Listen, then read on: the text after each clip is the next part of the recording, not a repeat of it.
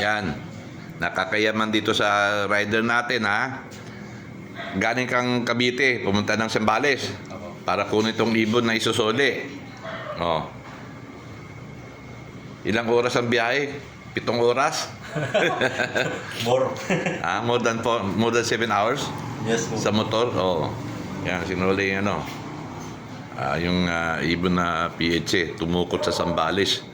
Isipin mo, layo na napuntahan, no? Yan.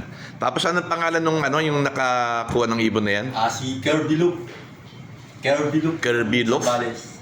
Ano spelling? Sige, para ma-post ko yan. May ano nakalimutan ko yung pangalan yan eh.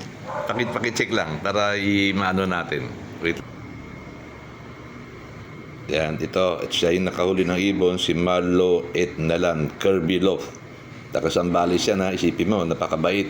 Sinuli pa yung ibon. Pinakuha sa rider. Ha? Yan ang honest puncher talaga. Okay? Yan yung ibon, no. Yan, thank you din tayo sa sa rider natin. Ha? Okay. Yan, pakilagay na lang dyan. Bukas ko na ibabalik yan dahil gabi na. Oo. Ito po yung nakahuli.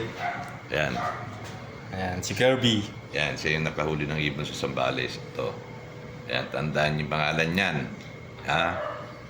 Okay. Yan mga honest fancier. Hindi ko kilala to pero nag-chat siya sa akin na may susuli daw siya ibon.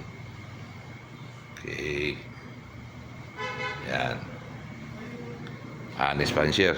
Ganda pa ng ibon. Ito, honest rider. Okay, thank you bro. Thank you.